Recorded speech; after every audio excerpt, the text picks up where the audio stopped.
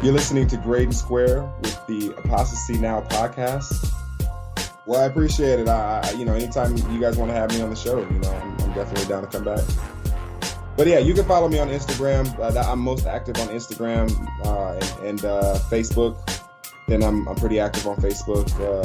And then also, I play a lot of video games. Like I'm a huge gamer. I'm huge on Star Citizen, the RSI website. You can just, follow me as Grade and Square, or my call sign is Extra P. So you can add me as that. But one other thing.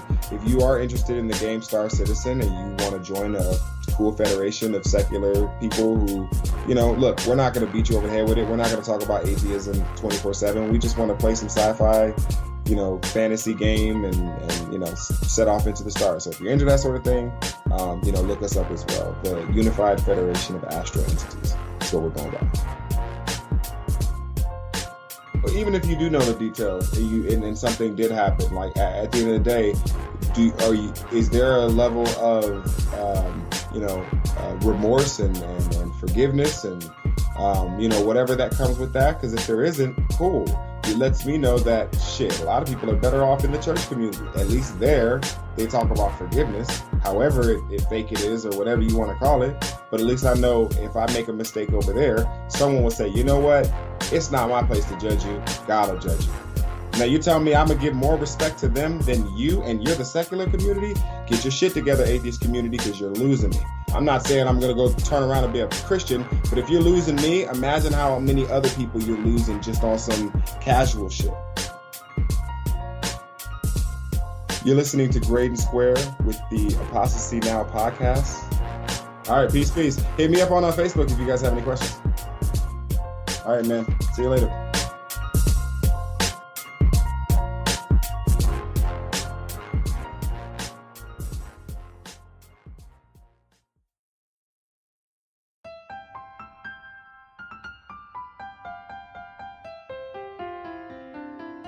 Welcome back to Apostasy Now.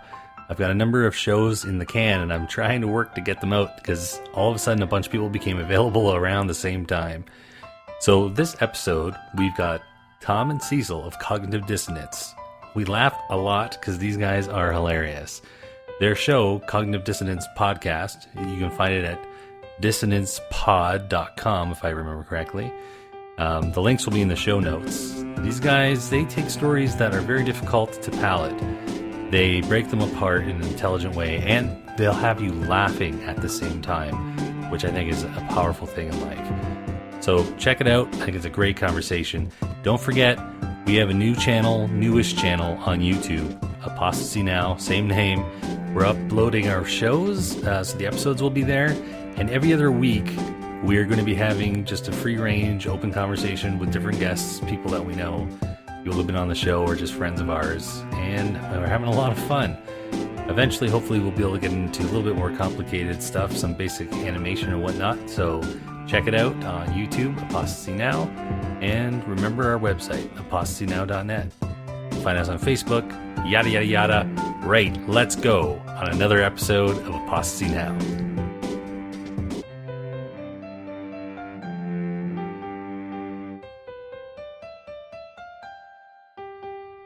There's no need to shout. I'm not shouting!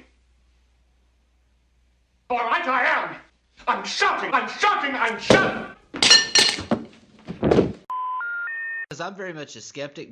I'm more of a skeptic than I am an atheist. I mean, atheist is a conclusion based on my skepticism. So you'd be better if you were straight? Yes. Wow. Anybody would be. That attitude is what is responsible for the rise of atheism.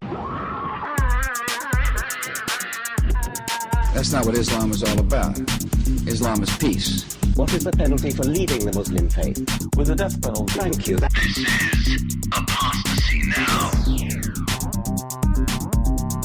For people to get the information correct before they start yapping. Get ready to root for the bad guys. Resist it while you still can, and before the right to complain is taken away from you, which will be the next thing. Good. How you doing? Good. I'm glad you can hear me on the first try. Wow. It's a good day. We got you. Thank you very much for taking the time to talk to me. I'm just going to start recording right away. Okay. Well, just a real quick piece of housekeeping is just I've got some travel I've got to do for work tonight. So if we can keep it around an hour, that would be no problem. ideal. Just because I don't want to show up late to sleeping in a shitty hotel. Yeah, and if I lose track, just say, "All right, dude, I give you a heads up." I'm just gonna fucking hang up. No, I won't even say anything. I'll just fucking, dude. You know what? I won't even tell Cecil I'm leaving, and I'm across from him. I just throw my fucking headphones on the ground and fucking put my dick back in my pants and leave. Well, I'm sorry to hear that your dick's not in your pants during recording sessions. I don't think you're that sorry. Hey-o. You're not the only one, at least. Alrighty, how you guys doing? Good. All right, man. We're great. We're great. Thanks for having us on your show. It's my pleasure, man. I've been listening to your show for, I don't know, ever since I've been into podcasts. So like a week? Yeah, he's got a full... I'm like maybe 2-3 episodes into your back catalog. Pretty deep in there. Kind of an OG. Sometime after apparently you stopped doing movie reviews and got into the business of headlines. Somehow you make them funny, even though they're often really not.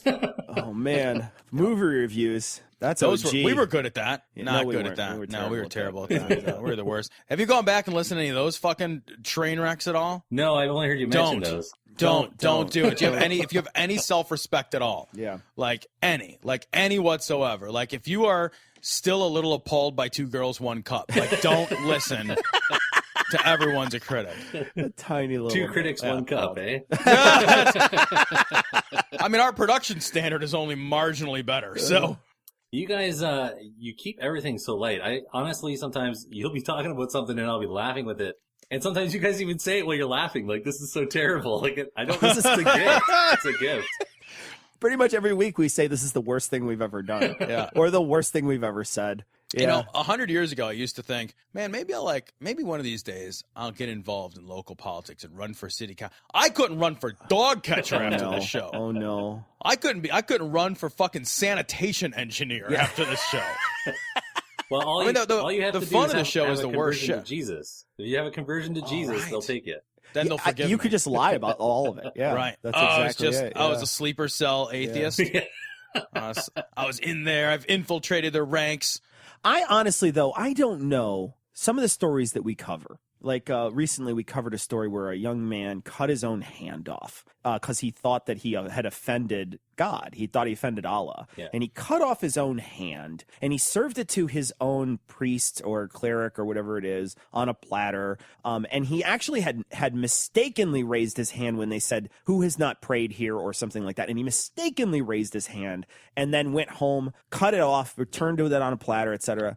You know, unless you're making some sort of light or some sort of joke, I don't know how you cover that story. I really don't. I don't know how. I mean, unless you're like 100% a million serious, like they are on the news, where today a man in blah, blah, blah cut off his hand as he, you know, that's the only other way to cover it. I don't know how you conversationally cover that story without making a little bit of fun. Yeah. If you editorialize horrible shit and you don't make light of it, and you read a story like that, what are you going to bring to the table that isn't self-fucking apparent, right? Exactly. I mean, like, are you going to say, like, you're going to get all serious and be like, you know, I don't think you should have done that. Really? Really? I bet, you know, my guess is, and I am not a medical expert, but that probably hurt. Probably badly. I would also imagine that he is going to have a difficult time of it from now on. Going to masturbating with that hand will be difficult. Fuck, no, that was a joke. I can't even do it. I can't do it. It's outrageous. I'd still figure out a way to stump myself off, know, though. yeah. You know, I bet you. Thing is you could probably reach your prostate. I was going to say, you could fist your own butt. Right? You know, I would have to get into easily. some butt stuff, which fine. You know, I mean, win in Rome There we go. or win in Pakistan. I don't know. Yeah, you can maybe like somehow affix a fleshlight onto it. Somehow. You know? It's like back in the day when you had a pirate, you could have like a hook hand. Instead, you got a fleshlight. You got a fleshlight hand? Yeah, sure. That movie would be a fucking bestseller. I don't know if movies are bestsellers, but that movie would be one. Sold wherever fine magazines are sold.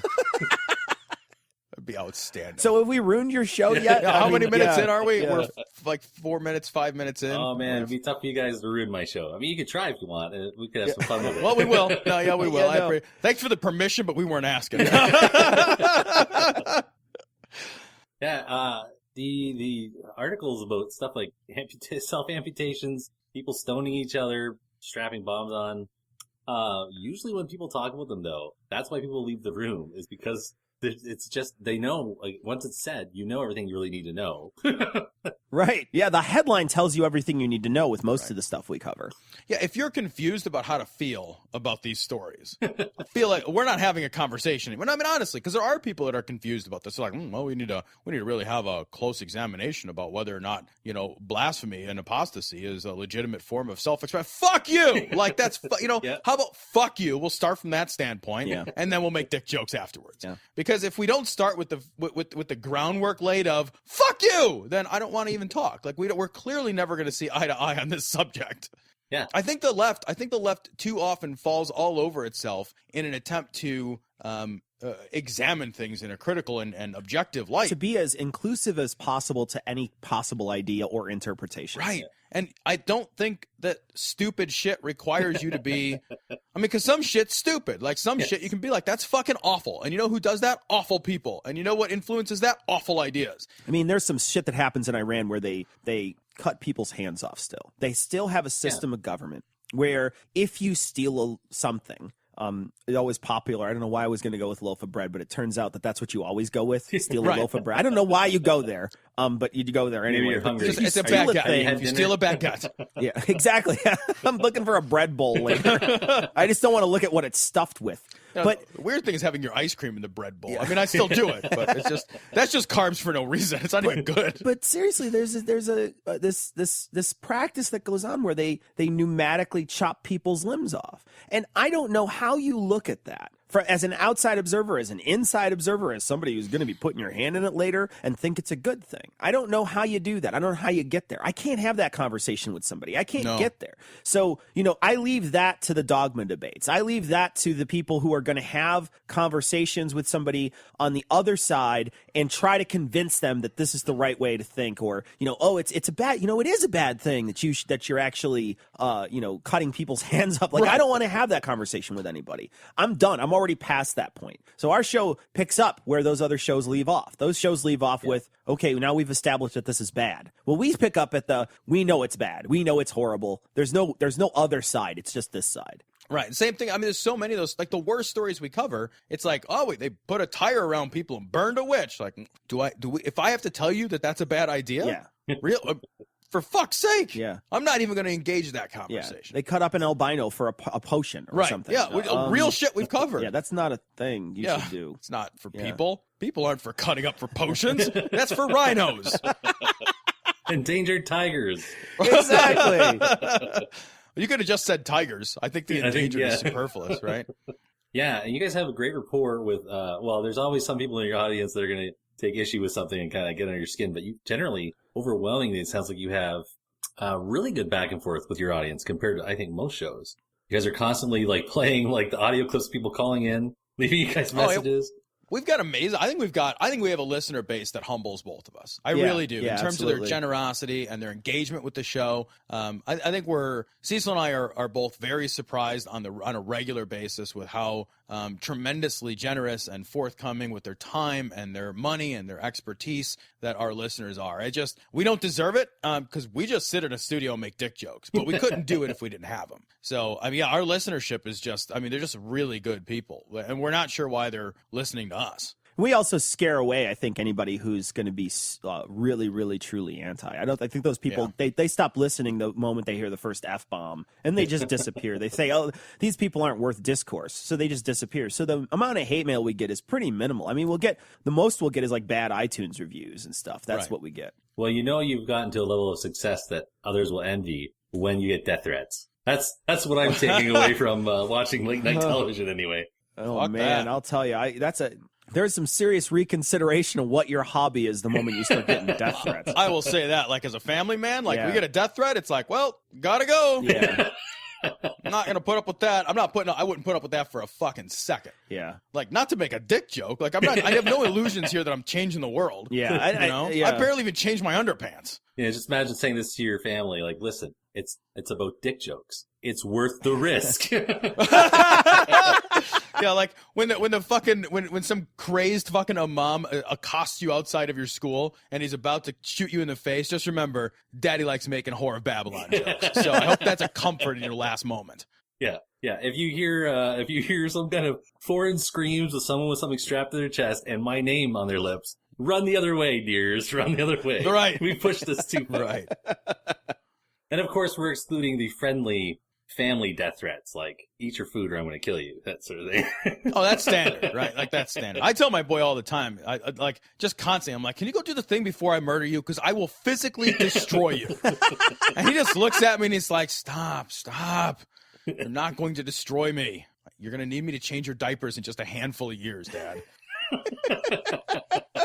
That's right. It's going to switch around before you know it. Well, the inevitable abuse that I've put my body through will certainly render me incontinent by the time I'm 5 o'clock. So, yeah. Well, and you'll be the one pretty soon going, hey, but I want to play video games longer. They're like, no, it's time for your supper.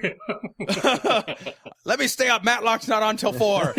Oh, shut up. Go to bed. You're a million years old. No one cares about you anymore. America.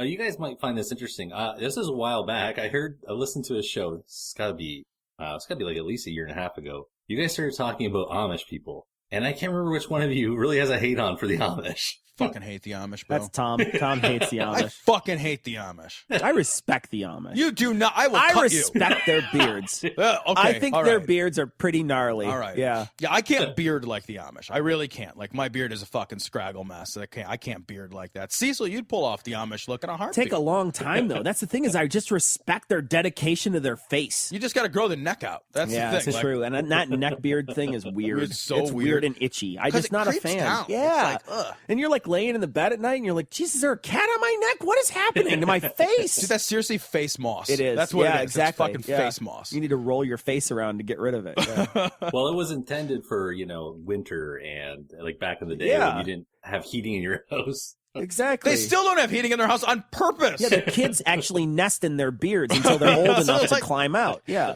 They're like Amish kangaroos.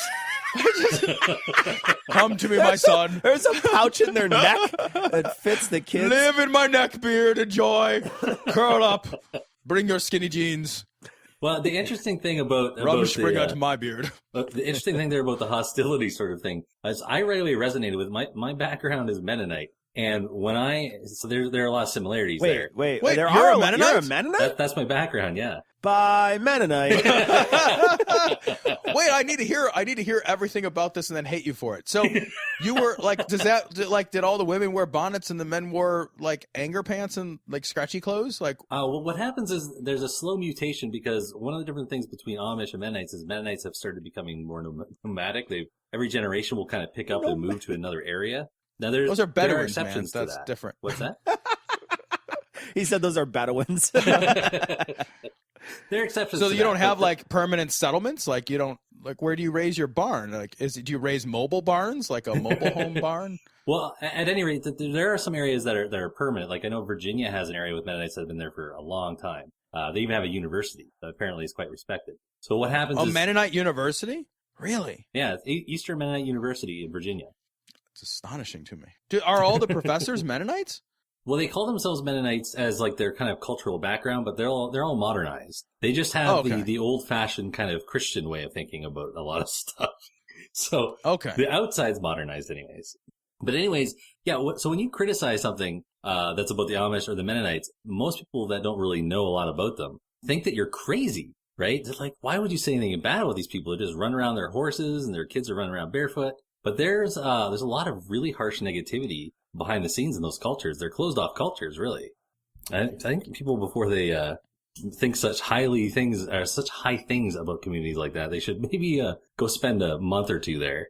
The thing is, like, I think the tendency in America is to romanticize rural communities in general. I think we romanticize the idea of, the bygone age, and the Amish seem to represent a sort of false continuum of a bygone age where, the men were men and the women wore bonnets and, nobody had electricity. And, there's a reason that most of the world gets electricity and then doesn't say, no, pass, because it's awesome. And the Amish and the Mennonites and all the like the fucking backward butter churners of the world that are doing that shit on purpose are doing that shit on purpose as a way to create these exclusive communities. They're exclusive of the real world. They're deeply inclusive on their side. They do that shunning shit, which makes me nuts. I think that shit's evil. Yeah, it is really nasty. Yeah. The educational or lack thereof opportunities for the kids is tantamount to child abuse, I think. Yeah.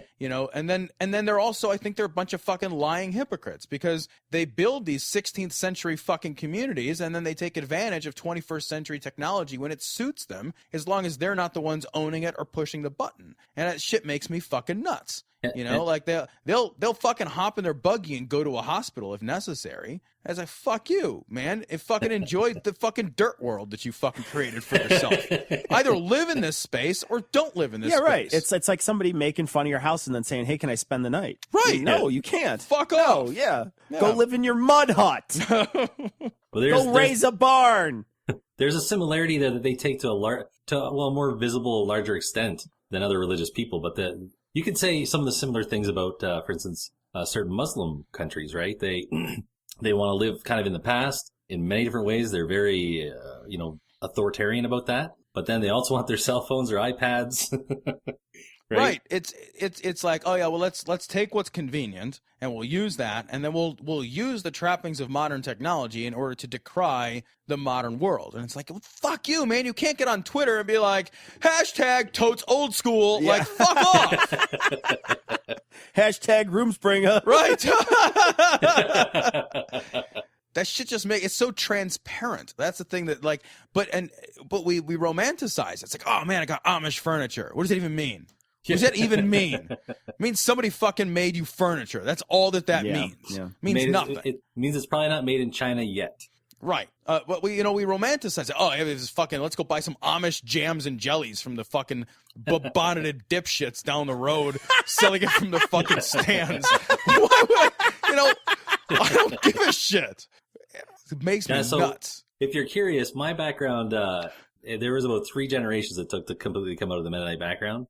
And so a lot of people that we kind of have as relatives that are still what we call old colony, they'll use cars now and they have phones and whatnot. They have the technology and they live often in regular communities. So it's kind of dissipating and slowly kind of moving away from really existing at all, like we think of.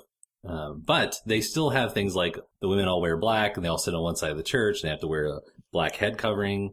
Weird things like it. God, that's not hot at all. Holy cow. Man, I mean, I'd still fuck half of them, but it's still, it would be hard, to be hard. Yeah, it'd be a challenge. But you know what?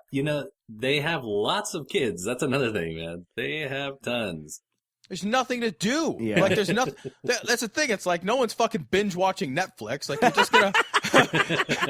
There's nothing to do. It's like, plus women. I suspect, and I don't know this for sure, but I strongly suspect, based on the way those cultures tend to be laid out, is women probably don't feel comfortable being egalitarian in bed or using birth control or refusing the demands of a man. So it's like fucking 3:30 in the afternoon. It's fucking dark outside because it's corn goblin world and it's dark at night in the wintertime. You're gonna fuck your wife because why not? She can't say no, and there's nothing on TV. She's not on protection. She's gonna have 1 million kids. Yeah, it sounds horrible. And this is everyone's a Duggar. Everyone is a Duggar. This is an important lesson I learned growing up, not from my own family, but from other families that we knew. When we'd hear about when they grew up to be adults, but when they were kids, the amount of abuse in the home. And being a closed-off society, more so in Mexico than over here for these groups. When they're in Mexico... Wait, there's Mennonite Mexicans? Yeah, Mexican Mennonites. Mexinites? Mexinites? So the lesson there is don't have a closed-off society. And you've been saying a boot, so clearly you're from Canada. It stretches the whole northern part of America? I had no idea. I thought the Mennonites were just... stuck in the corn country, like all the Amish don't spread all the way down to Mexico, do they? Well, that's why we like the Amish. Man. All right, so you were saying the Mexinites. The Mexinites, yes.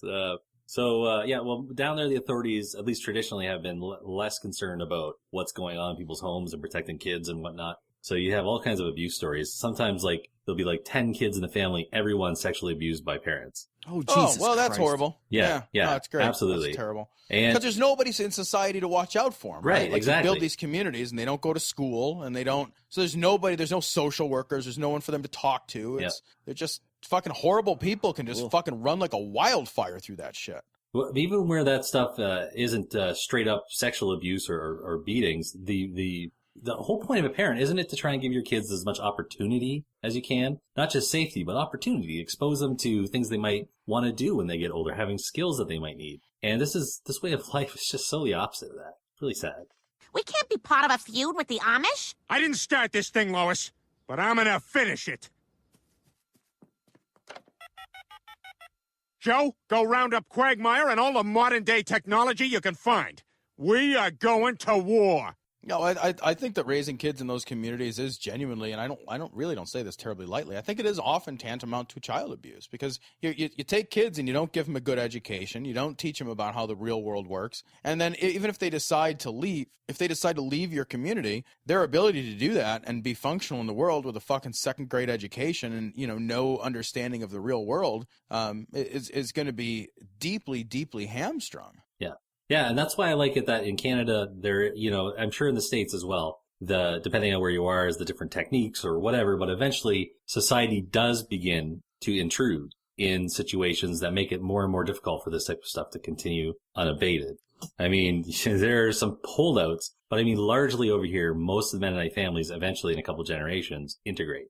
So tell me about so you left the Mennonite community, or you grew up? How Mennonitian were you? Well, mostly it's a mentality thing. My grandparents started moving out of the Mennonite background a little. My parents, they completely embraced modern society. They are both still evangelical Christians, which is where a lot of Mennonites it's the next step when they modernize. And I see myself as the next step, which is I'm an atheist Canadian who has a Mennonite background. And I'm on a Mac. So your folks are evangelical Christians. You obviously not so much. What do they think about that? I'm curious, especially from such a conservative religious background. I'm sure that goes well.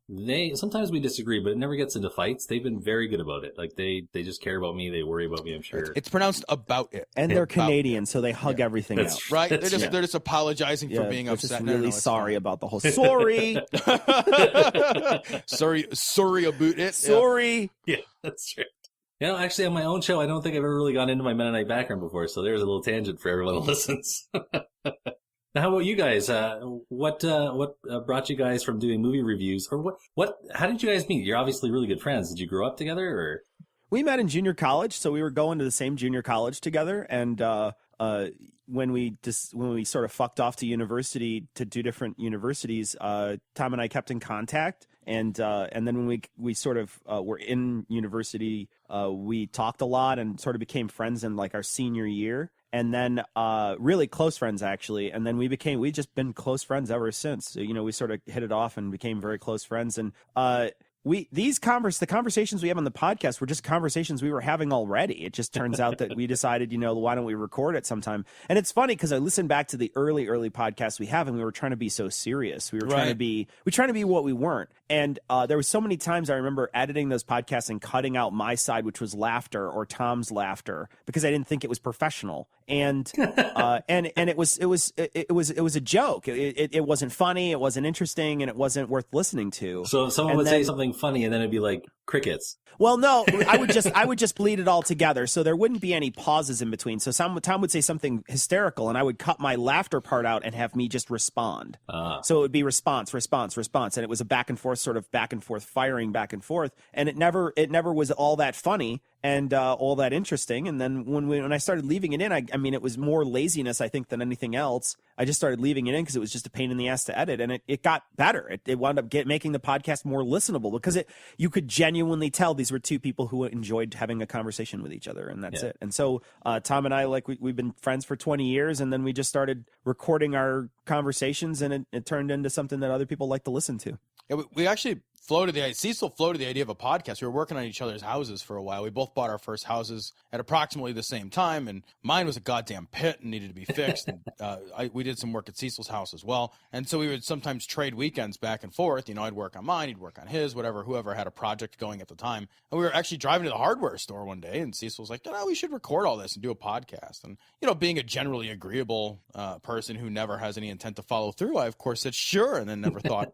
about it again until Cecil called and was like, yeah, we're fucking recording tonight. Do it. And I'm like, I don't even know what that means. So, and I still haven't learned. Yeah. So, and he's been just as prepared the entire time. I so feel like you've tolerated it now for 8 years. I can't understand why I would change. So don't leave me, bro. There are some very amusing similarities into the way you just told that story from me and the co-host I have when he's not busy with school and family. He shows up when he has time. But it was the same type of thing where I was like, dude, I'm going to do a podcast. I want you to be my co-host. And he was like, yeah, okay, whatever. Sure. He doesn't believe you. Yeah. Right. Believe you?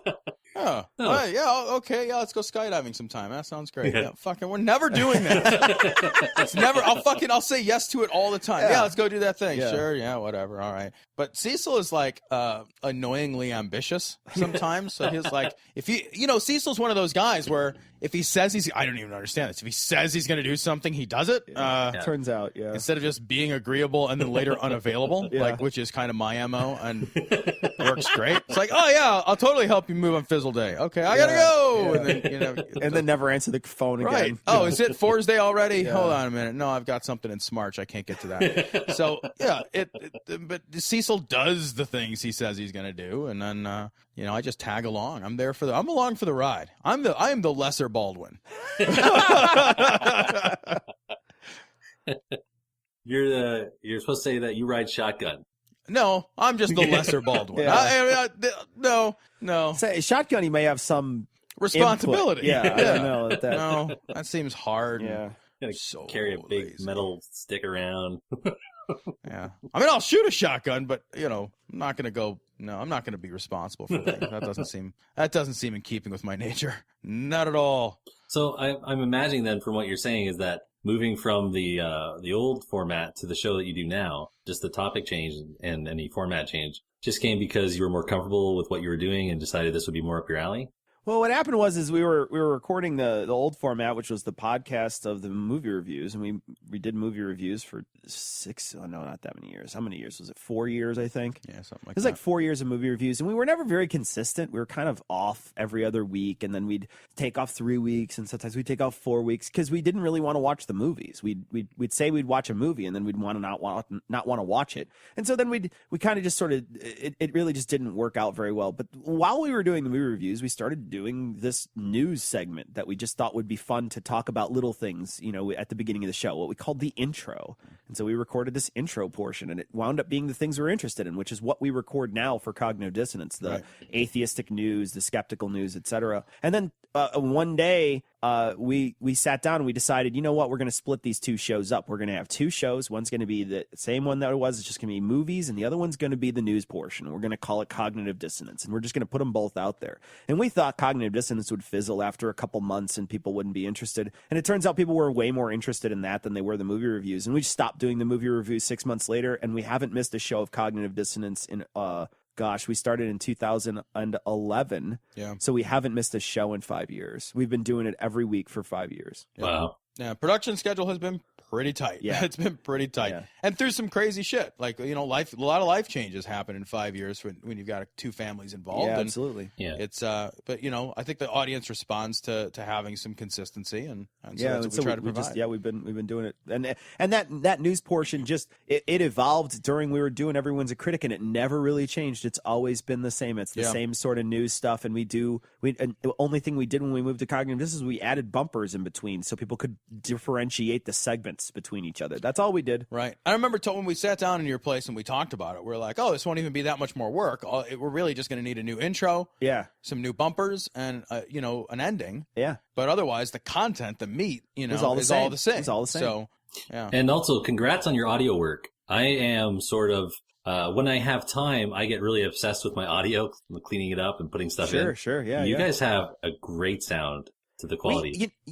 We even when we were recording, this is toot my own horn a little bit. Even when we were recording separately in kind of bad rooms, I think we had pretty good audio. And I think the reason why is because we just we recorded separately and then we mixed it in post, and it wound up turning out pretty good. We do a Skype conversation. Tom and I would be in 2 separate rooms, like separated by 30 miles. We would have the Skype conversation. We would each record ourselves, and then we would upload it to an FTP, and then I would edit it together like it were a conversation. And it turned out great. It wound up sounding like we were in the same room together, and it wound up being the thing that turns people off a podcast most of the time is that it sounds like it's recorded by Joey's little brother, and right. it's recorded on or it's recorded by Edison's first thing that recorded things. Right, and so it sounds terrible.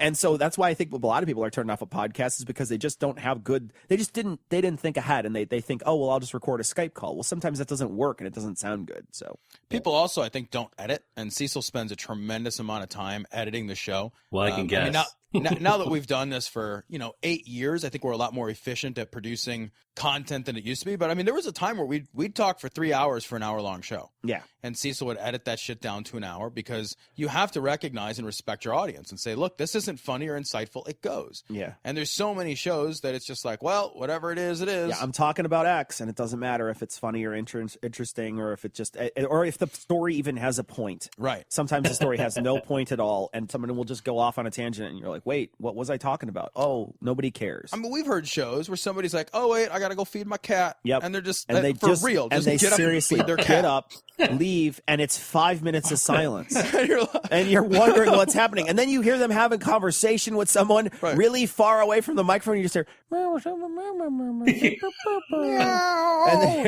and you're wondering why the hell you're listening to it. Well, Google Hangouts are perfect for that. Oh, I bet. Yeah. Yeah. And we've been on some of those Google Hangouts where we've had people interviewing us and they say, oh, hold on, I got to put my kid to bed during the middle of a live Google Hangout. And you just, you shake your head and say, well, I don't have time for this, bro. I set time aside. Yeah, I don't look, I didn't set time aside for you to put your kid to bed. It's like, I have my own kid that I'm not putting to bed to be on your show. Yeah. My kid's out in the dark, wandering around the neighborhood. Yeah, exactly. It's fucking cold outside in his fucking pajamas, so I could be on your show. I sent him to the Mennonite community just for this. He came back hugging his knees in the shower. Exactly, yeah. Fist of Elanus. That's just really dark. The audio editing, one of my favorite things, and you guys, I think I've only heard one episode where that I remember Cecil apologizes at the beginning and says, this recording, there's something wrong with it, and it's really fucked up. I try to clean it up. It's like apologetic. My favorite is when there's something throughout the whole thing, and you've got to try and filter it out through the entire thing you recorded. Man, sometimes it gets pretty bad, but you just gotta put your nose to the grindstone. The thing is like people expect a level of even from us, they expect a level of professionalism that sometimes you gotta bust your ass to get it done. So I know Cecil has spent 16 hours one time on a show. There was a show we did not that long ago. Yeah, where the people, what they did was when we record, when I record, I'll record my track, and then Tom would record his track, and then this other person was supposed to be recording their track solo for themselves. Well, they recorded the whole call. Well, the problem is that our audio, Tom and my audio, was interspersed in there in a crappy Skype quality when I had really good quality for it. So I could have just left it alone and had all the Skype call for us and good quality for them. But instead I spliced in our audio in place of the Skype audio. But sometimes people talk over each other. So you've got to be very meticulous with the cuts, and it took forever to do. And it was just, sometimes editing a podcast is a part-time job. It is. Yeah. Well, see, now the reason I started mine is for the last few years, I've been going through some awful family court stuff, right? I won't go into details, but I needed something to keep myself from sliding into depression, like just sitting around thinking about bad stuff. Yeah, absolutely, yeah. And so as a truck driver, I've been listening to podcasts for years. Yours is actually one of a very small handful of shows that helped give me an idea of the kind of quality I wanted to put out, some of the ideas I wanted to execute. So yeah, like you guys, I don't know what programs you use, that maybe you do faster than me. When you're talking about 16 hours, I know I've done something like that as well, where, my co-host will be stunned when I show him, like I'm telling him, like I go through each line on the guest's call, and I'll like silence all of the crackling manually because I couldn't get it out automatically. Yeah. Sometimes you have to go through and just silence it out. Are you using Audacity? Yeah. Yeah. See, Audacity, man, you're making it a lot harder on yourself with Audacity with multiple streams. My opinion, Audacity is actually terrible for multiple streams. Audacity is, and I don't know how good this is for your podcast, but I'll let you know. But I think Audacity is really terrible for multiple streams. In fact, I would suggest another program altogether. I would say GarageBand is probably one of my favorite cheaper programs, depending on if you have a Mac or not, for editing in multiple streams, because the streams are it's very GUI based and user friendly. You can move things pretty easily with a mouse. Pro Tools, of course, is the Cadillac of that, but I think that you could I've been editing in GarageBand for years, and it's a quick and dirty program that really, I think, with multiple tracks is way superior to Audacity. Cool. Now, what you don't get is the ability to silence tracks, but you can cut pieces out and just delete it completely. Well, I should probably make it clear that I probably made it even more complicated for myself than you think, because I record on one program called Call Recorder. That allows me to split up the sure, signals. You get two different signals. Yep. And then I do editing on Audacity and another program that I have, but I can't remember the name of, that I got just off the App Store. And that's how I try and get the sound quality good and the levels good on each. Then I use Audacity. I throw them together into one. Then I use GarageBand. To put on all your bumpers and things? Yes. Wow, yeah. See, I always do, whenever I do multi-track, whenever I do like someone calling, and then like especially with Call Recorder, I would do it on Audacity so I could sync it up better. You know, like, because I always cut out those milliseconds that the Skype automatically puts in. Yeah. This all sounds like so much work. Tom just threw his hands in the air. It was amazing. Tom's ready to kill himself. Can we just talk about baseball, which I also don't care about? Holy fuck. Look, it's like laundry. It just happens. Like nobody knows. It's like the podcast fairy came and waved its little wand, and the podcast was created. Jeez, I feel like that's how it happened. And that's how podcasts are made. You see, when one pod loves a cast very much. God, that sounds like a lot of work. Holy shit. I don't even understand most of the words that were being used. This is fucking outrageous. You guys use a computer for this? It's ridiculous. So you've been listening to our show for a while. I'm curious. So you've been listening, you said, for quite a long time. How did you find our show back in the day? I mean, like, I think we're a little more readily found now, but I'm just wondering how you ran across us. Well, like I said, I was an over-road truck driver. Now I'm mostly local. But at the time, I basically had the AM radio and FM radio to like try and keep me awake in the middle of the night. Eventually, it's hard to explain why I was not able to get a computer or any kind of electronic device for a long time. Explanations are not because I'm Mennonite, I swear.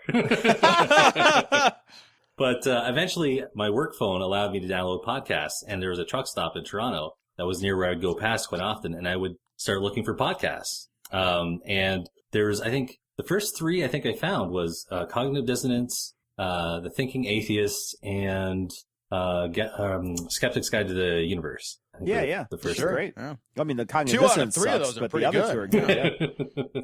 I won't tell the Scathing Atheist guys. Don't worry. It's all right. Well, I mean, on the radio, I could listen to some good quality stuff from NPR. I mean, they tend to talk kind of like, you're going to sleep on NPR.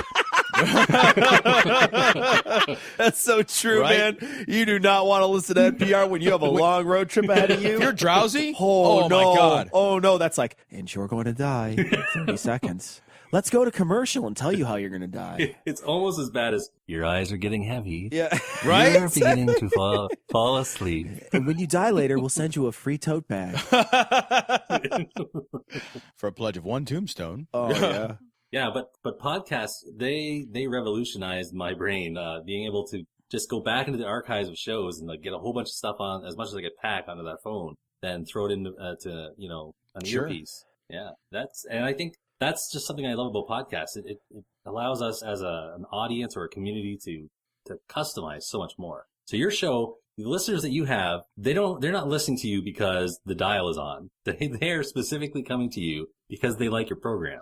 Yeah, they have to download it. We're not preloaded, so you gotta do the work.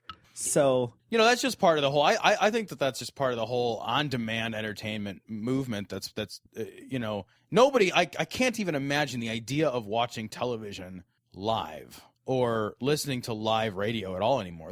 I listen to NPR programs all the time, but I don't ever listen to one of them I listen to on Stitcher. I recently had work done on my car. They disconnected my battery, and I didn't reset my radio stations because there's nothing I would reset. Like, why would I? My phone is my radio. Like, I can't even imagine the idea of being like, oh, let's listen to something where I just get interrupted every now and again with fucking hair commercials. Like, fuck that.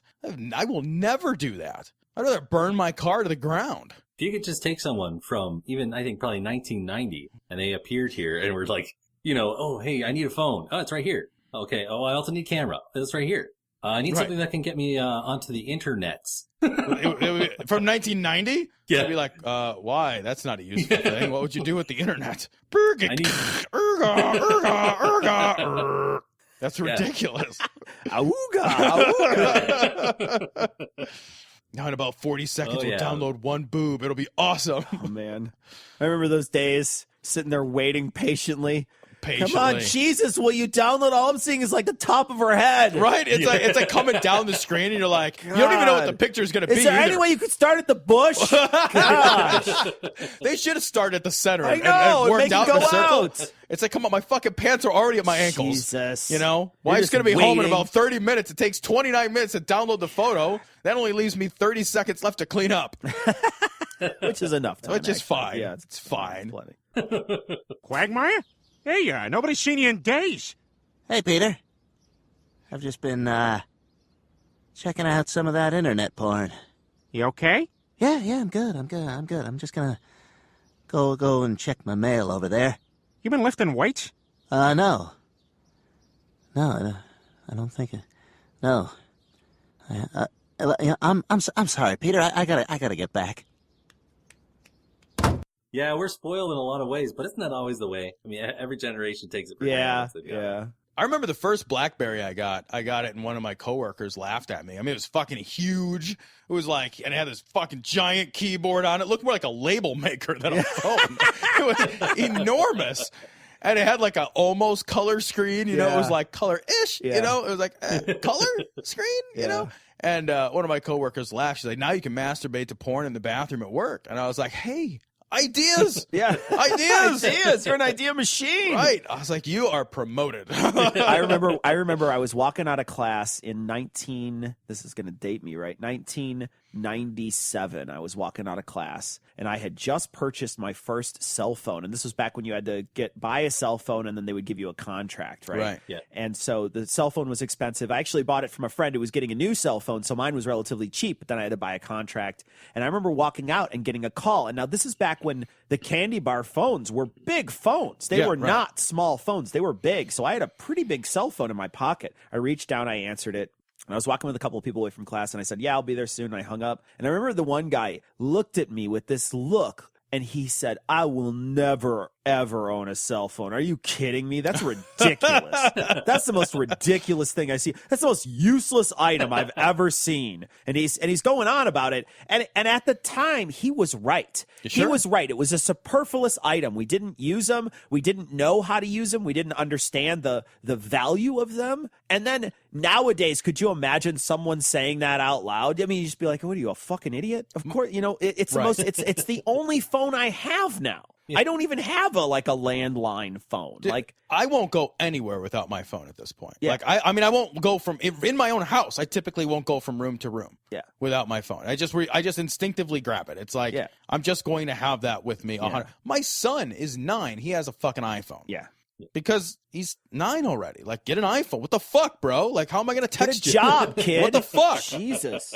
I think my first cell phone was in 2000. I was in university, and I got it. Now, I went to school for theater, which is great for your personality. It's an awesome way to be an over-the-road trucker. I got an English degree, brother. I'm right there. I know exactly what you're going through. I got a philosophy degree. So. So, I remember I got the phone, and obviously they were chunkier and clunkier than they are now. Hey, so am I. It had a liquid crystal display that was black and green, no other colors. It was just numbers and letters. Yeah. And I do Play remember Snake on that bitch? I had it for about 3/4 of a year, and I did hate it. There was very limited use for it, like you're saying, and the one thing that it seemed to be useful for was people getting mad if I had it off. Because once I had it and they wrote down, this is your cell number for anything theater related. If you didn't have your phone on, they'd be so mad at you on the answering machine. Yeah, I remember those. Yeah, they were also built like fucking tanks, though. I remember driving like now, if you buy a phone, you got to buy a case, and you got to put a case on your case, and if you fucking sneeze at it, they fucking combust. Like they fucking like, I broke it 1 million pieces. Now you owe $1 trillion to somebody. Back in the day, I remember I had a Nokia candy bar phone. I'd put it in the visor of my car. I had my windows down. I was driving. I was merging onto the I-80. I was doing about 60 miles an hour coming into the merge off of the exit. My phone flew out of the visor onto the expressway on the entrance ramp. I pulled the car over, watched for Joe, ran out, grabbed it. It was the battery pack had popped off. The phone had popped off. It had a scratch on it. I put the battery back on, and that fucker worked for like 2 more years. Oh, wow. It was amazing. Nice. I don't know why they didn't line the Humvees with those when I know. they sent them over to Iraq. They were amazing. Yeah. They didn't do anything. You could play Snake on it. That was the only thing you could do with the fucking thing. Just put a cord on it. Use them as a weapon. Just swing them around your head. Exactly. Bludgeon people. Yeah, man.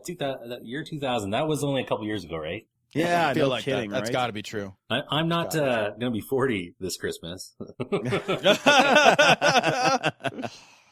Yeah. So, you guys, okay, so do you identify, I know you're both atheists, you're both skeptics. When you're doing your work, are you identifying mostly along the skeptic line? That's the impression that I get. Just kind of challenging bad ideas, breaking them apart. Yeah, I think I would identify myself as a skeptic for sure. I think we should all be skeptics. I think if you have even a vague sense of basic scientific literacy, it requires you to be a skeptic, right? Because without that, then you're just using scientific methodologies as a go-to for some things and not others. You know, it goes back to Boghossian. Like, you know, how do you know what's true? Like, you got to answer that question first, right? Yeah. Like, how do you come to know what's true? And the answer can't be, well, I decide first and figure out if it matches my experience second, right? Like that's bullshit. So if you bring that approach, if that's your starting point, which is, you know, I'm going to make certain decisions about how I know what's true is true, and I'm going to come at all questions from the same foundational set of you know, beliefs or assumptions, then, you know, you're going to arrive at skepticism. You're going to arrive at atheism, I think. Yeah. Yeah, that goes all the way back to Socrates in its origin, right? Or at least the character of Socrates that we know at least he was a character. yeah, we know at least Plato thought he was someone. And I think very relatively, a lot of people got mad at him for asking questions that were not wanted. Yeah. Well, that's the thing about questions, right? Like, I mean, questions are wonderful, but they're the most delightfully dangerous form of expression, right? I mean, to put a question mark at the end of something is just so much more satisfying for a lot of people, but quite dangerous. You know, we have this tendency to use periods when question marks are more appropriate. Yeah. Question marks invite us to continue a conversation, whereas, you know, a period invites you to end it. And I mean, that's the methodology, right? Like, that's the Socratic method. That's what science does. Science isn't there to put periods at the end of sentences. It's to encourage the question. Yeah. Well, there's 2 things that are really seen as dangerous to anyone that's authoritarian, I guess, a regime or an individual. One is questions, and the other one is laughter. If you can make jokes about somebody who's supposed to be in power over you, that makes them feel less secure. Oh yeah, oh yeah, for sure. Right. Well, I think Cecil and I both, you know, I think we both generally believe in the beyond just the fact that it's fun. I think we both genuinely believe that, you know, humor is a powerful force in the world. I have no interest in being in a world or in, you know, or honestly in relationships of any kind with people that have no interest in humor, that are humorless. Yeah. Right. That's not a world. That's not a world I will create for myself at all. You know, humor is intensely powerful. Yeah. Oh, absolutely. When I was very young, one of the first people I really took to outside of my family as a kind of an idol, I guess, or a role model, I'm not really sure which word is right, was there was Robin Williams. Before him was Bob Hope. Bob Hope was the first one I remember. I turned to my mother one day watching the show. I had been in a bad mood, and now I was laughing. And I said to her, this is really powerful. If you can make people laugh, you can really change their lives. This is when I was just a kid, when I figued this out. Yeah. It was a hell of a revelation as a kid. Yeah. Dude, that's a great revelation. Yeah, my favorite actor even to this day. Yeah. But my favorite actor even to this day is actually John Candy. Sadly, he's dead, but he was just very well grounded. His humor was so grounded in everyday life. John Candy of Canadian Bacon, if I'm not mistaken. That's and right. Uncle Buck. Whereas I prefer of Uncle Buck. Uncle Buck. I remember flipping that fucking pancake with a snow shovel. Love it. That's awesome. I'd eat that whole pancake, man. I know. I'd power that thing down. You'd have to take it to Canada to get that much maple syrup, though. To a very large extent. If you guys ever watch an old John Candy movie, like Uncle Buck, one of his later ones where he's more himself, that is very much like a lot of my family members. That the way he behaves and even the way he looks. So there you go.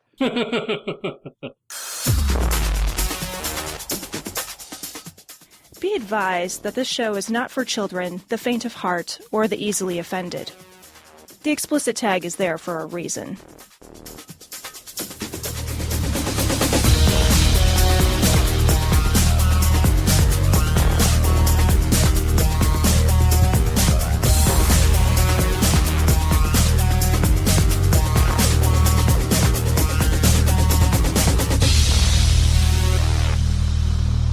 Recording live from Glory Hole Studios in Chicago, this is Cognitive Dissonance. Every episode we blast anyone who gets in our way. We bring critical thinking, skepticism, and irreverence to any topic that makes the news, makes it big, or makes us mad. It's skeptical, it's political, and I think Cecil's out of coffee. And there is no coffee. Ah! Pretend you're mine tonight.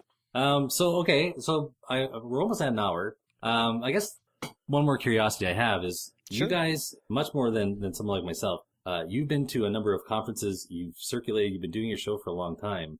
What's kind of your view of sort of the community or communities as they're kind of mingling with one another? What do you see when you're looking out right now? Where are you hoping that it'll go? Gosh, there's so much to say about that. I will say this. The community itself needs to get its shit together. There's a lot of things that divide us, and I think they're petty and they're bullshit. And I think that we agree on so much, and we pull ourselves apart over so little all the time. Yep. And there's great minds on both sides that won't even look at each other anymore. They won't even talk to each other because they've got it in their mind that this other person is worthless. That because they have one idea that they disagree with, or two ideas or three ideas that they disagree with, that the other person has nothing of worth. And I feel like that is a terrible, terrible road to go down. There's a lot of great minds on both sides of, and I'm speaking specifically about the feminist issue in our culture, in the atheist culture. There's great minds on both sides, and the problem is people won't look at both sides. They'll have to pick an avatar. I've got to pick which side to be on. Am I a dark side Jedi, or am I a dark side Sith, or am I a light side Jedi? Which am I? And maybe we have too many Dungeons and Dragons players in our community. I think, there's people who just want to be on a team. Yeah. And when I look at it, I can look at both sides and see great minds thinking about some really cool stuff when they're not talking about that one issue. Yeah. And it's a real tough thing. It's a real tough place to be in right now in the community. It's tough to be neutral on that.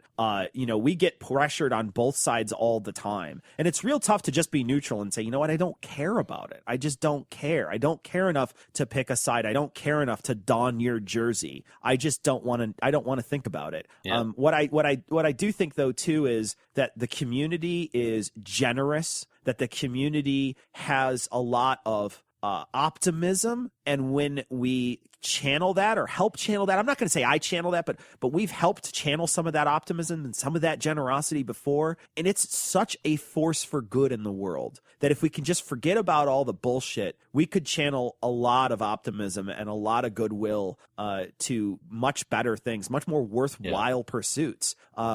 When it comes to conferences, I think that a lot of conferences are great when you're first starting out. Yeah. They're great to meet people. They're great networking things. They don't have a lot for the advanced thought atheist. If you're somebody who has read a lot of books, if you've listened to a lot of podcasts, you're going to show up at one of these things expecting something to sort of go to the next level, and you're not going to find it. At least we haven't found it yet. What I think you get at the events is more a camaraderie, a group of people that, especially if you come come from an area where you just can't be an out atheist, or you don't know a lot of atheists, you show up at one of these things and you get a chance to talk about stuff you haven't talked about in a long time. So there's benefits there, but we found that the conferences as a learning tool have never been all that great. And we've been to some of the best ones, and we've never found them to be super informative. No, we've bailed on most of the talks, to be perfectly honest, and gone to find people. That's usually what we do.